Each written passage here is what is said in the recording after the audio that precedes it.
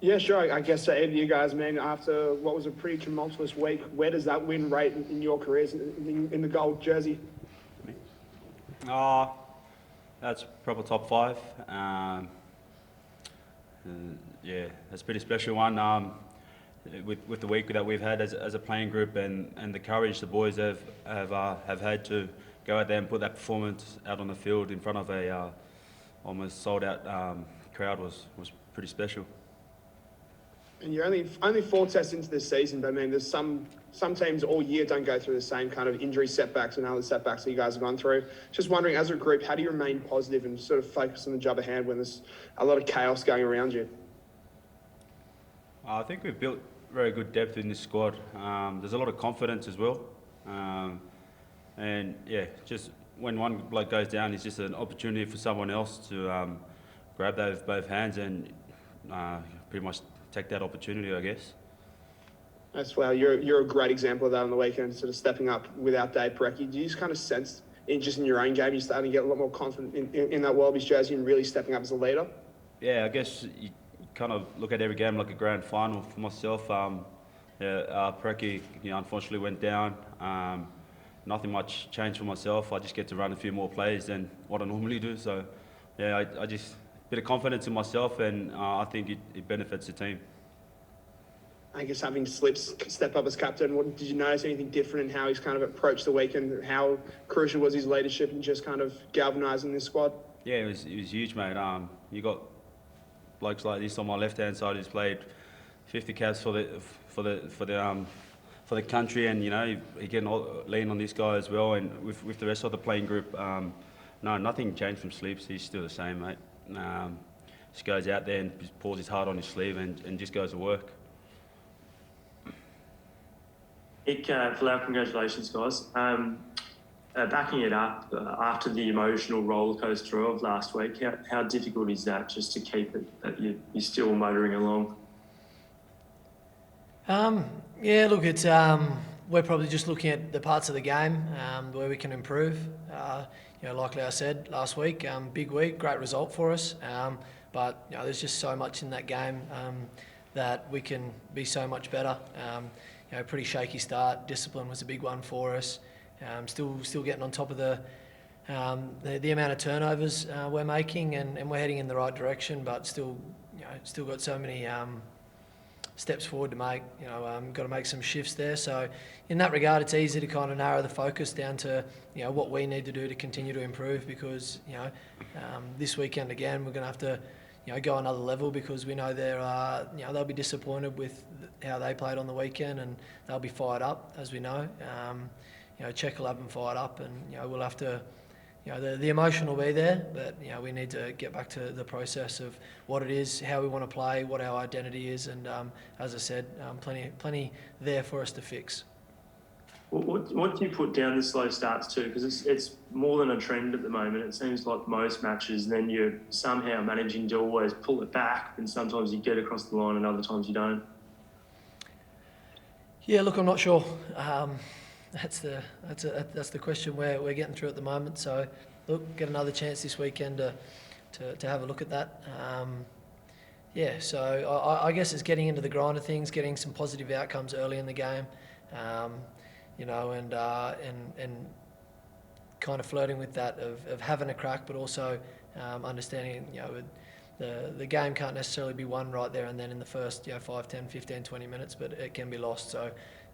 We want to throw some shots, but we've got to make sure we're not reckless and just giving up territory too easy. And just from an officiating perspective, is it difficult to kind of get adjusted to the different interpretations from every ref? Because even in that match, it was one-way traffic in the first half and then completely the opposite in the second. It certainly is different to Super Rugby for sure, in terms of how the Northern Hemisphere guys are seeing things. But we've been prepped on that well and truly. So we knew it was coming. Again, probably leaking and segueing back to what you said about the slow start, took us a little bit there to kind of adjust to his style. And glad that we got there in the end, but just too long, and that's on us. Nick, can you let us know how Quade was after that match? What kind of state of mind he was in, and whether you kind of think that he is, whether he's got it in him to kick on from this and to go forward through to World Cup? Yeah, mate, he's a pretty measured guy.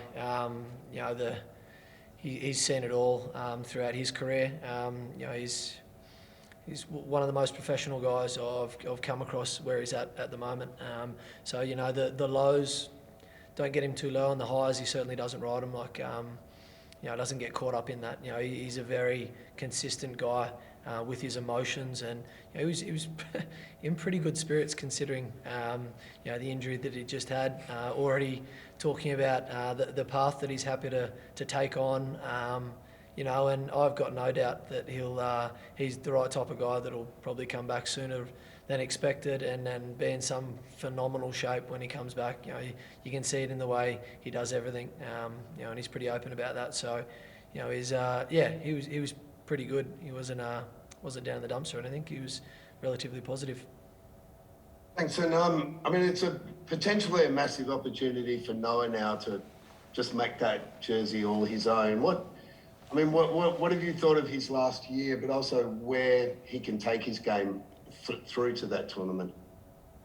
Yeah, like Lau said, we've got great depth in all positions from 1 to 15, and 10's no different. It's there's a real opportunity there for whoever grabs it, and it's next man up.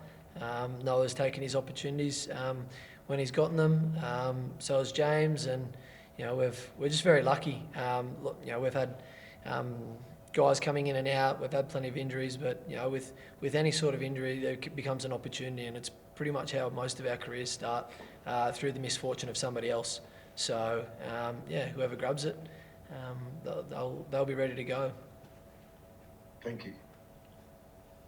Hey guys, if you don't mind both responding to this one, you've both played at one World Cup. The experience of playing out of the World Cup, how important do you think, and how beneficial will that be for you guys going into next year's World Cup? I think the experience is, you can't kind of coach experience. You can't. You just got to earn it. Being to one, I guess, it may help. At the same time, I felt pretty ready in 2019 too, and that was my first. So, there's a balance of youth and the excitement of being at one, and then there's obviously the other half of the experience, and you lean on those guys. So, look, it certainly can help having guys that have been there, and it can help having the young guys that are jumping out of their skin to rip in and kind of have no fear. So, I think it's getting that balance right. Folau, you guys had a fair bit of success from the driving maul on the weekend. How much time have you guys spent working on that? Is that Dan's influence coming through as well? Yeah, mate, I've spent heaps of time in the maul. Yeah, mate. My mate here, mate, he's been asking me to give him the ball, but I've been kind of selfish. No, but he's been putting a lot of work during the week, nailing down to our detail and just getting our small things right.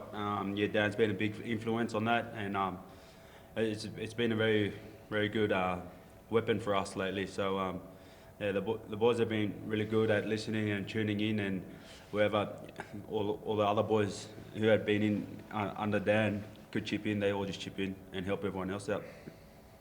You mentioned that it's been a weapon. How can you use it going forward to continue to influence games? Just score tries, I guess. No. International level, set piece is crucial, and I think the work we put in during the week can really help us get through the line this weekend. If that answers your question. Hi guys, how are you? A question first for Nick. Los Pumas dominated most from the first 60 minutes of the game. So what do you think the team has to adjust in order to be, let's say, more competitive in that first part? And which click did the team make in that final sprint in order to take the game? Yeah, I think it was we lost the territory battle. you know, and a lot of that was through ill discipline through that first half, you know, when Carrero's hitting kicks for line, you know, 50, 60 metres, you know, you give up a penalty and they're in your half, and, you know, that was kind of the tale of the first half, and, you know, as we said before, we made some adjustments at half time. You know, 19-10 wasn't disastrous after what felt was, you know, a pretty disappointing half for us. And yeah, we turned that around in the second half, and yeah, it's going to be a big point for us this week is you know, certainly sorting out that discipline side, because there's a number there that you know, that are just silly penalties that we don't need to give away, and you know, we need to make teams force them to exit rather than giving them piggybacks up the field. And Folau, you won a game without your captain and with the injury of one of your most experienced players. What does that demonstrate from you as a team? It just shows the boys have a lot of courage. Yeah, our captain went down, and then I was ready to step up to be captain, but I got overlooked, so Slippy got the nod. No, but it was a good game from the boys, and we're happy with the result. On a serious note, Folau, do you have a desire to have more of a leadership role within this team? No, mate, I'm happy where I am, mate. I've got a lot of weight on my shoulders just throwing the line out, so that's enough leadership there. So, nah, not at all, mate. I'm just happy to be a part of this squad, and yeah, it's always a privilege to put that jersey on. Yeah, captains you can be for. Speaking of the captain, boys, just wondering whether Michael has had contact with the group. Did he send the congrats message, or has it all been radio silence at this stage? He's spoken to a few of us. We've been in touch. I spoke to him after the game once he'd touched down.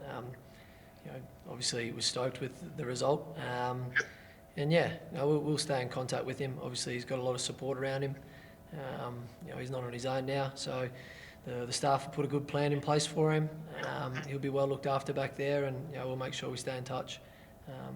Yeah, do you have a feel when he might sort of rejoin us? We're not trying to rush him back in or anything like that, but is there a timeline at all? I don't think there is, mate, no.